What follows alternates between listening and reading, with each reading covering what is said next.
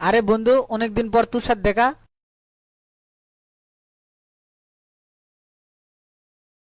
তা আসু কেঙ্কা? আছি বন্ধু, আলহামদুলিল্লাহ। এত সকাল সকাল স্টেশনে যাচ্ছু গুটি? বগুড়া যাচ্ছি। তুই ঘুরে যাচ্ছ? আমিও তো বগুড়া যাচ্ছি মার ওষুধ কেনার জন্য। ট্রেন তো চলে যাচ্ছে, চলে ট্রেনের মধ্যে বসে থেকে গল্প করি। সেই 5 বছর আগে ক্যাম্পাসে তোর সাথে দেখা হয়েছিল, তারপর থেকে তো আর কোনো খবরই নেই।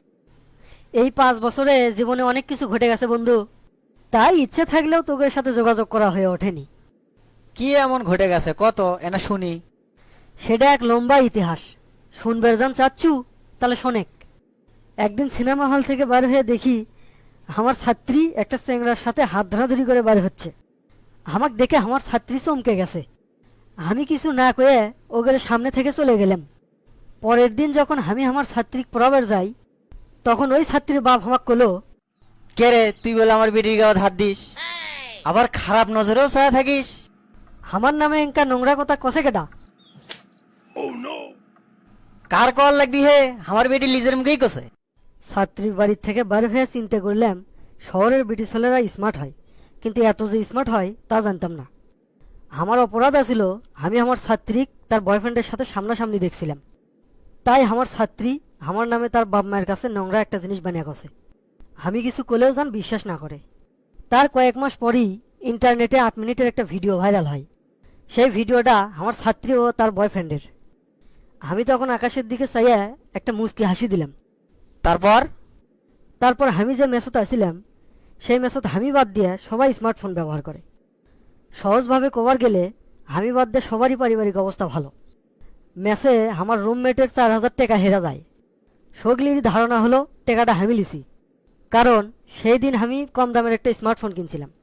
পাশের রুমের এক বড় ভাই জোর গলায় কলো, হে, আমি নিজের চোখেই দেখছি তুই তোর রুমমেটের ব্যাগ হাতাচ্ছু।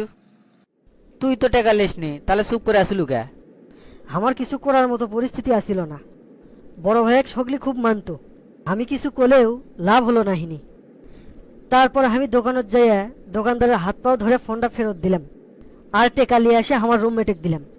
চোরের অপবাদ লিয়ে যে ম্যাচ থেকে 5 মাস আগে বার হয়ে গেছিলাম, সেই ম্যাচের বড় ভাই দেখা করার জন্য খবর দিছিল। আমার ক্ষমা করে দিস রে, আমি তোকে ইচ্ছে করে সেদিন চোর বানাছিলাম। বড় ভাইয়ের ক্যান্সার ধরা পড়ছে, তার মধ্যে মরার ভয় ঢুকছে। আমি তখন বড় ভাইয়ের দিকে চেয়ে মুচকি একটা হাসি দিলাম। তুই তো দেখে অনেক দুঃসময় পার করে আছু, তারপর কি হলো? তারপর সুমি নামের একটা মেসলেক আমি খুব পছন্দ করেছিলাম, এমনকি প্রেমের প্রস্তাবও দিছিলাম। কিন্তু সুমি হামা কয়, তোর মতো ভিখারির কেঙ্কা করে সাহস হয় আমাকে লেকোয়ার? তুই ভালো ছাত্র আসিলু দেখে তোর নোট পাওয়ার লোভে তোর সাথে বন্ধুত্ব করছিলাম, আর সেই তুই কিনা হামাক প্রেমের প্রস্তাব দেশ? সেই সুমির খুব বড় লোক চ্যাংড়ার সাথে বিয়া হয়েছে। কিন্তু বিয়ার 3 বছর পর সেই সুমি আমার সামনে বসা। সুমি তার স্বামীর বিরুদ্ধে এক একটা নির্যাতনের কথা করছে, আর আমি এসআই আবুল কালাম সুন্দর করে তা নোট করেছি।